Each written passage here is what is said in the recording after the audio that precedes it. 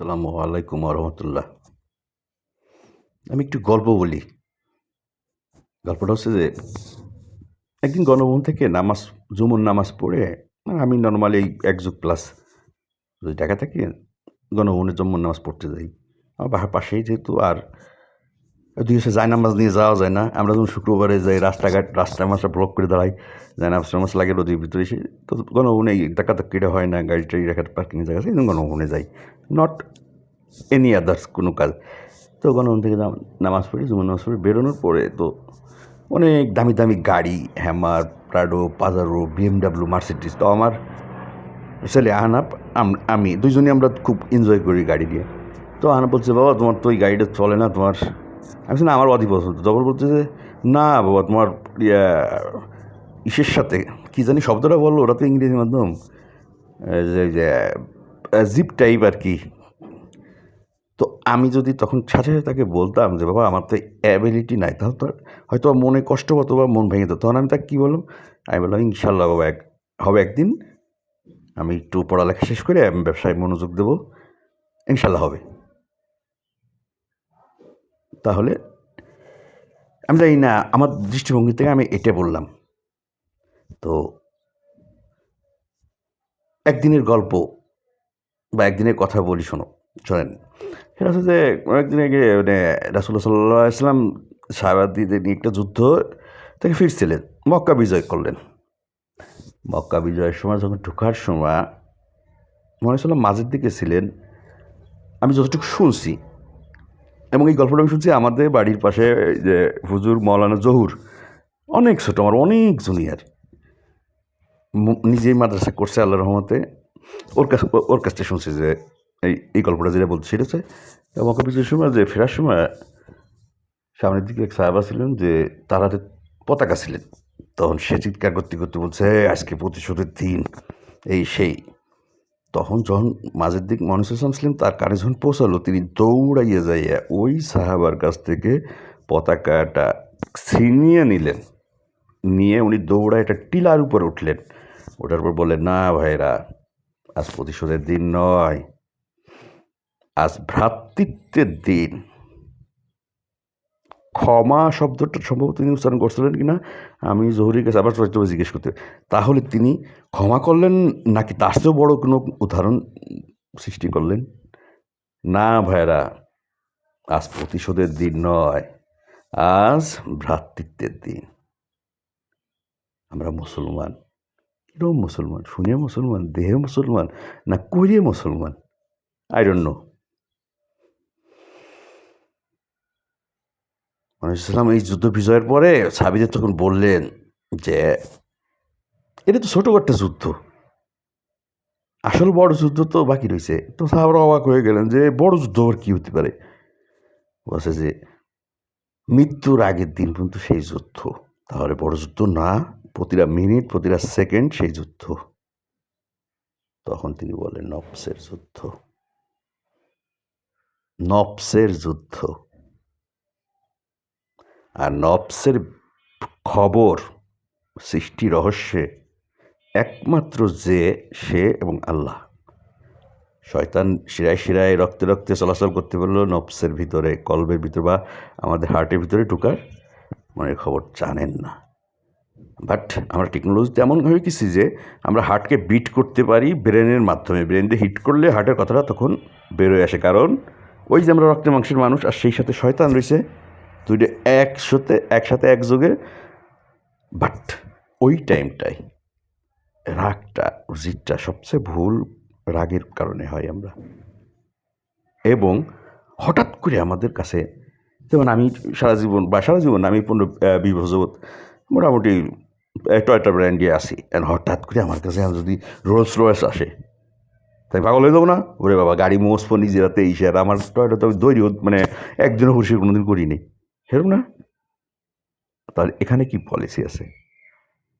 আমি Rolls Royce handle করবো, but ন্যূনতম কোনো রকম আমার ভিতরে এবং বাইরে কোনো পরিবর্তন আসবে না। তাহার জন্যই নফস, তাহাকেই নফস, এটাকে কন্ট্রোল করা।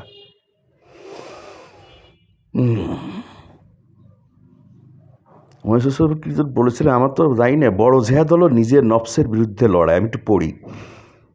তোমাদের ভিতরে সেই দুষ্ট মনটা যে তোমাকে গোস্বা করতে বলে, লোভ করতে বলে, খারাপ কাজ করতে প্ররোচিত করে, তার সাথে প্রতিদিন লড়াই করা, রাগ সামলানো, লোভ ছেড়ে দেওয়া, খারাপ চিন্তা দূর করা, নামাজে মনোযোগ দেওয়া, সত্য কথা বলা।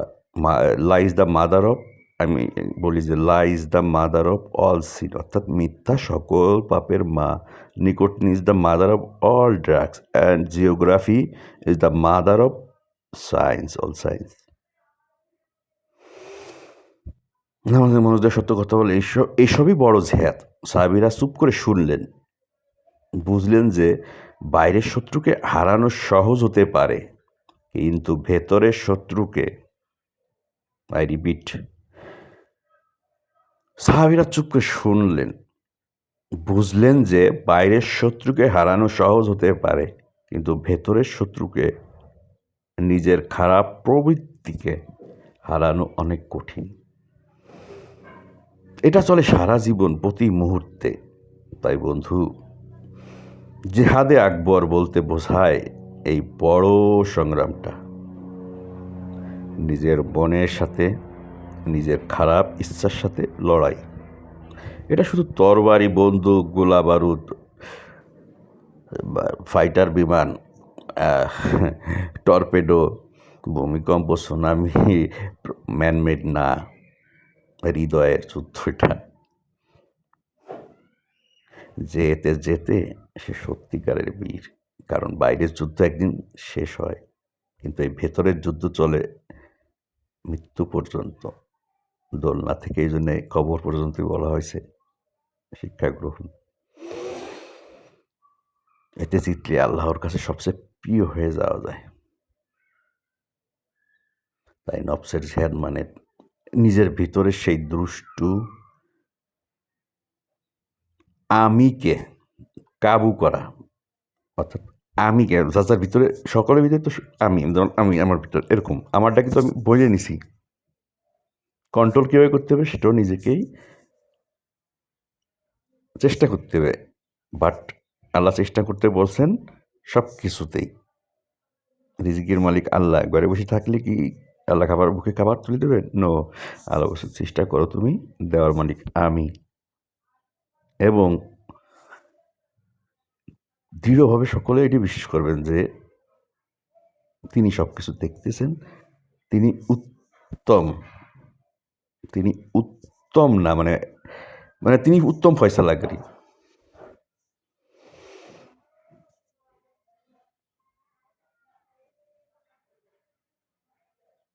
একটি ছেলে ছিল, নাম রাখি তার ইমরান। সে খুব রেগে যেত, ছোটোখাটো কথায় গোস্বা করে সবাইকে কষ্ট দিত। একদিন সে ঠিক করলো, আজ থেকে আমি আমার নফসের সাথে লড়বো। কী করলো সে? এই কয়েকটা জিনিস। সকালে উঠে আল্লাহর নাম স্মরণ করে, ইমরান ফজরের নামাজ পড়ে, একটু কোরআন তেলাওয়াত করতো, তারপর দোয়া করতো যে আল্লাহ আজকের দিনে আমার নফসকে কাবু করার তৌফিক দাও। উপায়, প্রতিদিন সকালে একটু জিকির করা, সুবহানাল্লাহ, আলহামদুলিল্লাহ, আল্লাহু আকবার, সুবহানাল্লাহ, আলহামদুলিল্লাহ, আল্লাহু আকবার। এতে মন শান্ত হয়, নফসের খারাপ চিন্তা কম আসে। রাগ আসলে চুপ থাকা। ইমরানের এক বন্ধু তাকে খোঁচা দিল। আগে হলে সে চিৎকার করে উঠত, কিন্তু এবার সে মনে মনে বলল, আমি চুপ করব। গভীর নিঃশ্বাস নিল, পানি খেলো, আর বলল, আউযু বিল্লাহি মিনাশ শাইতানির রাজিম।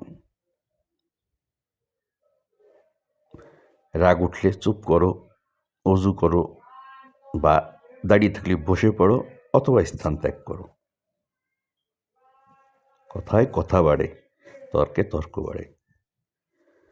রাসূলুল্লাহ সাল্লাল্লাহু আলাইহি ওয়াসাল্লাম বলেছেন, রাগের সময় চুপ থাকলে আল্লাহ জান্নাতে একটা ঘর বানিয়ে দেন। সুবহানাল্লাহ। রাসূলুল্লাহ সাল্লাল্লাহু আলাইহি ওয়াসাল্লাম বলেছেন, রাগের সময় চুপ থাকলে আল্লাহ জান্নাতে একটা ঘর বানিয়ে দেন। লোভ আর হিংসা থেকে বাঁচা। ইমরান দেখতো তার বন্ধুর নতুন ফোন, মনে হিংসা হতো। সে ঠিক করলো, অন্যের জিনিস দেখলে বলবে মাশাআল্লাহ, আর নিজের যা আছে তার জন্য শুকরিয়া আদায় করবে।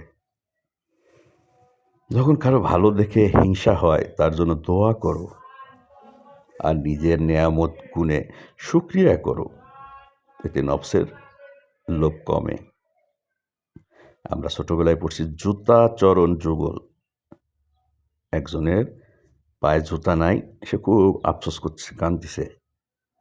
কিছুক্ষণ পর দেখলো একজনের পা নাই, তখন তার আফসোসটা থাকলো না। অর্থাৎ আজ আমি এখানে বসে আপনাদের সামনে গল্প করতেছি, রাস্তায় ওই যে একজন ভিক্ষা করতেছে চিৎকার করে, আল্লাহ তো আজকে আমাকে ওই জায়গাটায় রাখতে পারতেন, তাহলে তার চেয়ে ভালো আছে কিনা। এটাই গুড এনাফ। যাহা আমার সেটাই পলিশ করা উচিত, বাট আমরা তা পারি না। আস্তে আস্তে আমাদের একটু একটু করে সবাই যে করি তখন হয়ে যায়। Majority must be granted. আমি বাংলাদেশের গতকালকে সার্চ দিয়ে দেখলাম যে ইসলামিক স্কলার, বাংলাদেশে ইসলামিক স্কলার কে আছেন, নাম্বার 2-তে অ্যাড করলাম বাংলাদেশি স্কলার, ইসলামিক স্কলার কে আছেন যারা পলিটিক্সের সাথে জড়িত, রাজনীতির সাথে সরাসরি। 3 নম্বরে সার্চ দিলাম ইসলামিক স্কলার কে আছেন যারা আইডেন্টিটি টু পলিটিক্সের সাথে জড়িত। তো যাদের নাম বা আসলো তো আমার শখ জাগলো, বাট আমি প্রকাশ করিনি। বাংলাদেশে একটা স্টেট ওন, অর্থাৎ বিটিভি, বাংলা সরকারি টিভি চ্যানেল। যেমন গতকালকে যখন আমাদের চিফ অ্যাডভাইজারের স্পিচ হলো, তখন কিন্তু বিটিভির শোর জন্যে বাধ্য হলো সব চ্যানেলগুলো তাদের ইনস্ট্যান্ট কার্যক্রম বন্ধ করে সেটা লাইভ প্রচার করতে। আমার যদি কোনো সুযোগ হতো তাহলে আমি বক্তব্য দিতাম না বাংলাদেশের আইডেন্টিটি পলিটিক্সের সাথে যারা জড়িত ইসলামিক স্কলার। আমি ইসলামিক স্কলারের নামে ডক্টর শফিকুর রহমান সাহেবের নামটা প্রথম দিকে আমি গুগলে পাইনি, আমি স্ক্রিনশট দিয়ে রাখছি। বাট তথাপি তিনি সোহরাওয়ার্দী উদ্যানে, রেসকোর্সের ময়দানে বক্তৃতা দিচ্ছেন, কী দিচ্ছেন না দিচ্ছেন আমি সেটা সে প্রসঙ্গে না যাই। তো এর আইডেন্টিটি পলিটিক্সের সাথে জড়িত এবং ইসলামিক স্কলার অবশ্যই সে কোরআনের তর্জমা, তাফসির সহ শানি নজরুল নিশ্চয়ই জানেন, তাহলে নাহলে ইসলামিক স্কলার হবে কেমনে? তা আমি তো জানি না, আমি কোরআন পড়তে জানি, তর্জমা তাফসির তো দূরের কথা। বাট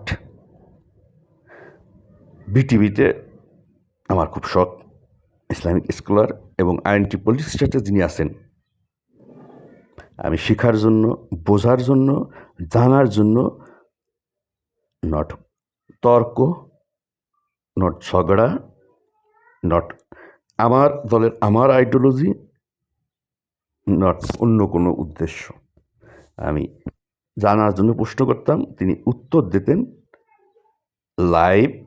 20 কোটি মানুষ দেখত, মাত্র 20 মিনিট, 20 মিনিট মাত্র। জামাত ইসলামের আমির সাহেবেরকে আমি সম্মান করি, শ্রদ্ধা করি। আমি ইনশাল্লাহ সৌভাগ্য, নিজেকে মনে করবো সৌভাগ্যবান যদি বাংলাদেশ টেলিভিশন এই কাজটা করেন। হোয়াই অ্যাম, আমি কেউ না, আমার কথা কি বিটিভি শুনবে? কোথায় আমির সাহেব, আমিরে কি, আমিরে আমির না কি জানি বলে আর কি। আমি প্রতিদিন একটা হাসি কিনি আমার মনের শান্তির জন্য, 10 টাকা দিয়ে। 10 টাকা ভিক্ষুকটি দিল্লি হাসে, বাট নির্মল হাসি। আমি অনেক দিন বলেছি এবং যে কেউ প্র্যাকটিস করে দেখতে পারেন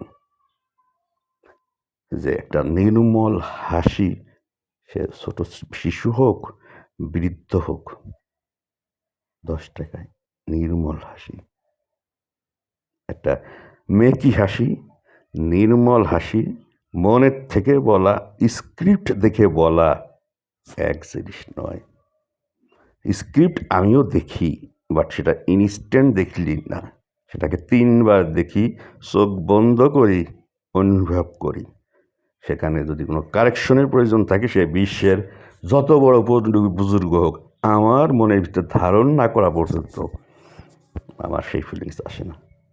আর আমি তাহাই করি, আল্লাহ জানে, যাহা আমার মন শান্তি দেয় বা মনের থেকে বলে। আনালে পৃথিবীর বাচ্চা আমারে বললে আমি তা করবো না। আমার মনে তো কারণ আমার আব্বা বলেছে যে এই জায়গাটা কালি করিস না, আর এই জায়গায় আবার কষ্ট দিস না। এখন ঘুরে ফিরে দেখি যে নবস তো এই জায়গায়। ও মা, কী হয়ে গেল? ক্ষমা মহৎ গুণ, ক্ষমা কারিকে আল্লাহ পছন্দ করেন। আর ধৈর্যধারীর জন্য আল্লাহ 3টা পুরস্কার আছেন। আমি যেদিন কোরআন শরীফ পড়া শুরু করবো এই দুনিয়ায় আমি বাস করতে পারবো না, কেন জানি মনে হয়। এই জন্যই তাড়াতাড়ি চলে যাবো হয়তো। দোয়া করবেন আমার জন্য সকলে।